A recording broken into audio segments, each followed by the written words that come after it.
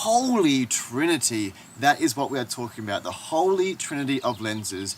I want to explain to you today why these 3 zoom lenses are a must-have for any travel and landscape photographer like myself. All that plus more, so stick around.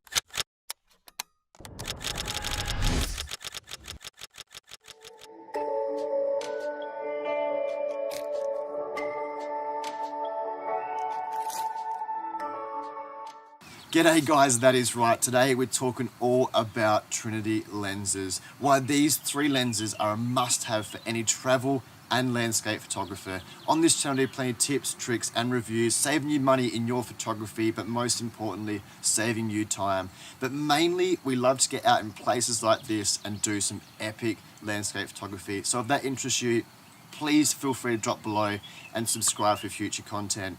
But why these 3 lenses? Why are these 3 particular lenses a must in every travel and landscape photographer's kit? That is what I want to talk about today. We've come to Lake Bohinj, or as most tourists like to call it, like me previously, Lake Bohinj, which totally makes sense in English, but this is a crazy, weird language, to test out these 3 lenses. I don't want to test the hardware, what's inside it, how many elements, all that crap that is littered over the internet. I want to talk about what story each lens will tell the audience, the viewer. So the 10-24, the 16-55, which I've just added into my kit, and the 55-200. What story do we want our audience to tell from each particular lens? So enough chin wagging, except 10-24, let's crack into it.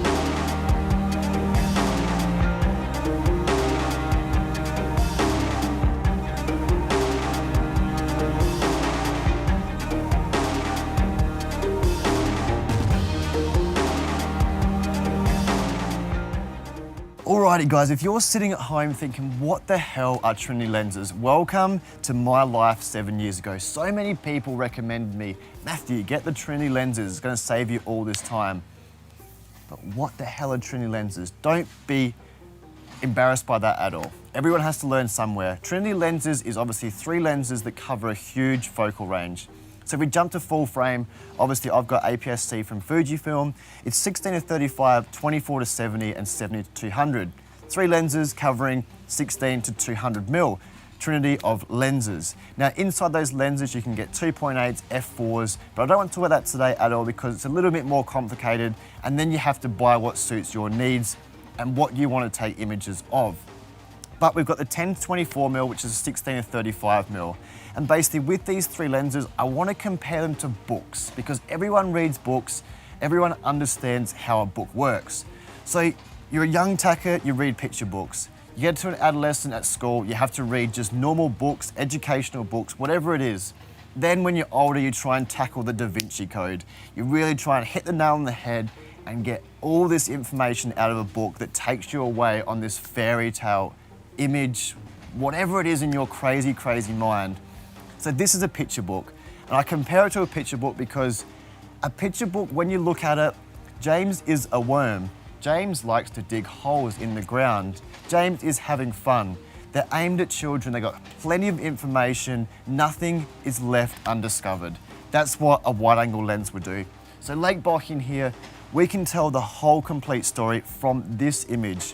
I'm shooting 14mm, the boat's in focus, we've got the lake, we've got the boathouse, and the mountains in the background. It's a complete told story. And in the mid-ground, we've got a boat hut there, which I'm going to take another photo of to change the dynamics altogether. But the great thing about wide angle is the wider you go, the easier it is to focus. We'll hardly ever miss focus. So right now I'm at f9. I've focused on the boat, which is actually telling me to focus at infinity, which gives me the boat in focus, the mid-ground, the background, everything is in focus. But then if we were to shoot, say, 24-50mm, we would start getting depth of field issues. But a wide angle lens allows you to get everything in focus, so really you have no problems with depth of field. Unless the boat was a bit closer or we were closer to the ground, we'd have to focus stack. That's a whole different dynamic. Wide angle lenses are very easy, and that is probably why most people add it to the start of their landscape photography kit, because it's easy. I don't want to say it's easy as far as your images are easy to take. It's just easy to tell a story, capture that image and the beautiful nature that you're in. So F9, exposure bracketing, because we have got a little bit of a sunset occurring now. That's gonna give me everything from the midground, highlights in the bright, obviously sky, to capture this beautiful image. Here is this picture book image that any kid could understand.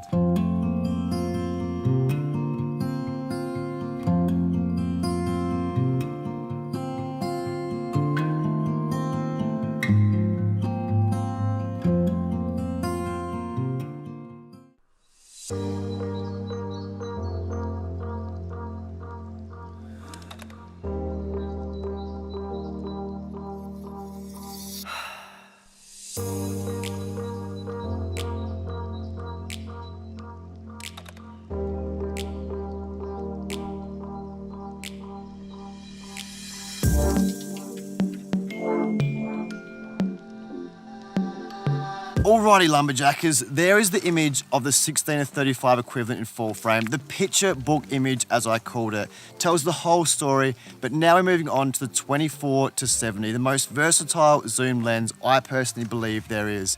But before I get on to what this lens particularly does, I just want to say I'm moving in a radius of about 25 meters on purpose. Lake Bohin is extremely beautiful, and if you ever visit this place, which you can on one of my workshops, there is so much to photograph here. I'm doing this on purpose because I want to show you in one area, very small area, what the diversity of 3 Trinity lenses can offer. But the 24-70, who would own this lens? Me and many other professional and amateur photographers. I think if you had to choose one lens, it would be this. You can shoot wide open landscapes, you can shoot some telephoto images, you can shoot portrait, you can get something to shoot macro, blah, de blah, de blah. It's so versatile. And because the weather is so calm tonight, we've got some color in the sky, I've decided to change what I wanted to shoot. I'm doing a little bit of a reflection shot, and that's what's so great about this lens. It is completely versatile.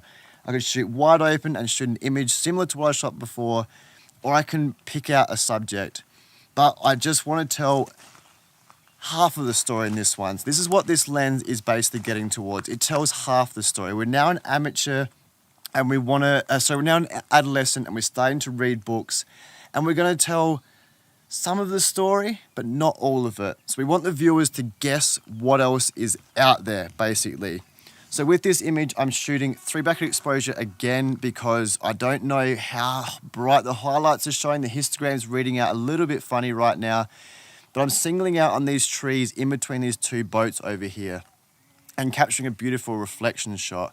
So you can see the versatility of this lens, absolutely beautiful, and that is what it's designed for. And probably if you had to buy one lens, I'd recommend this one very heavily.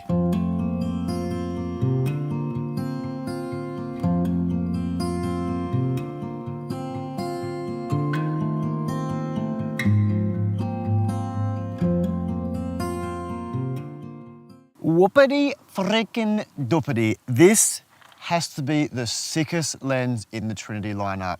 It takes a little bit of time to get setting up, so just play some B-roll while I do this.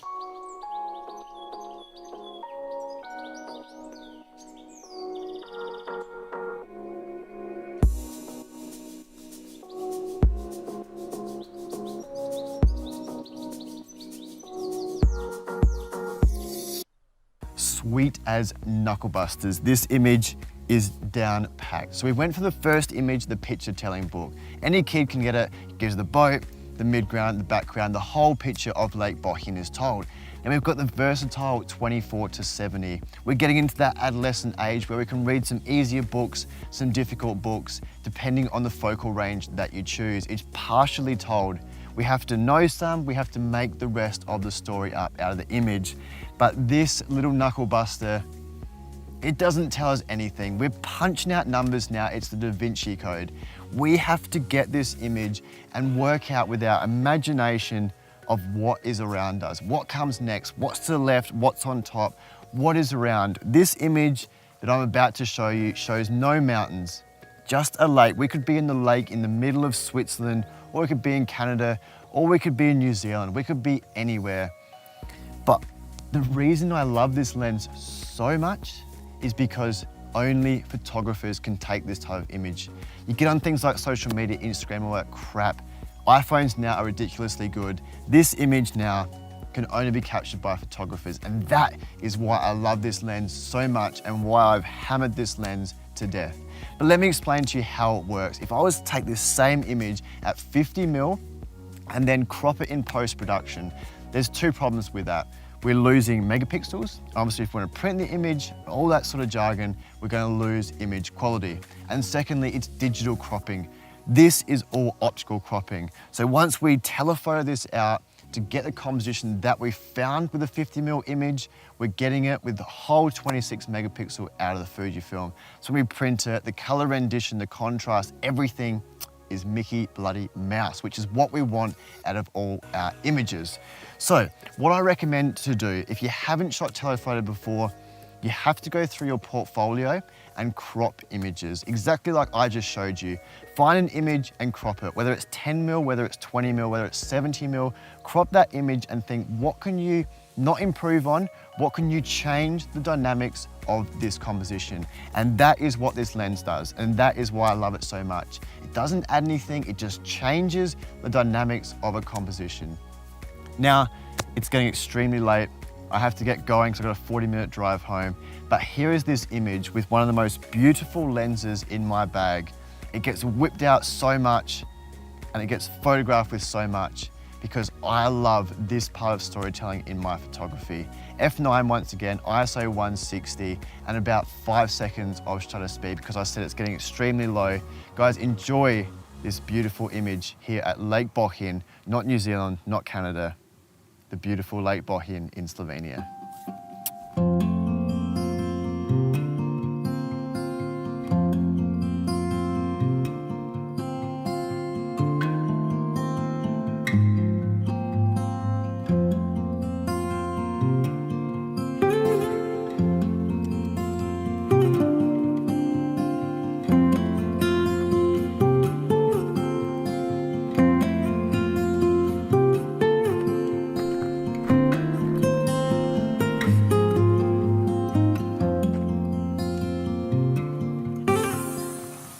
Right, there it is.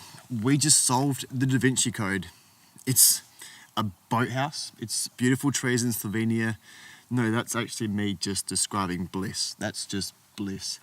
But guys, seriously, from the bottom of my heart, I need to say this. Thank you for joining me week in, week out. It just brings my inner child out. It just oozes passion and love towards getting a camera in front of my face. 15 months ago, I hated having a camera in my face. Now I cannot wait to speak to you guys and girls each week, week in, week out. I started this channel basically to give my knowledge, but also to give passion and desire to people to get out there and do what they love doing and find what they love doing and just every day get out of bed and just freaking do it. Get up, eat, sleep, repeat, passion, love, duh, duh, duh. Back on topic, but I really hope this vlog taught you something. It explained what Trinity lenses are, and just because they're called Trinity lenses, it doesn't mean you have to buy all three of them. I know as photographers, we're like, lens? Take my money. It doesn't have to be all three. What I recommend is if you have some images now or borrow some and go through your Lightroom catalog and see what you take most times, what images you connect with more than anything else. As I said, when I first started out, it was all wide angle, wide angle, wide angle. It's easy, it's there, it tells a great story. But now, I think 65% of my portfolio from Kyrgyzstan was all with a 55 to 200. You go through phases, I understand that, but that's why Trinity lenses are so goddamn good. They cover all your phases, all your passions for photography in a workshop, in an assignment, whatever it is, because you've got all that focal range. Now, F2, F4s, whatever it is you need, doesn't bother me. I done a vlog last week about primes versus zooms, and pretty much the only thing that I got back to me about was what people needed, obviously. Low light, well, they didn't need low light, they wanted to save weight, reduce size, so they went the F2 version.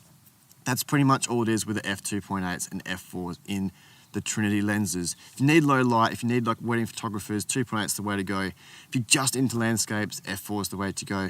But guys, that is it from me today, and I love you guys so much. Workshop links are in the description. If you just want to bloody talk to me and have a chin wag, email me. I always love to hear from you guys. But most importantly, if you want more of this content, please like, subscribe, and share. And I bloody love every single one of you guys, and I appreciate all your support through every single week, week in, week out. I'll see you guys on the next one here from the beautiful Slovenia. Ciao.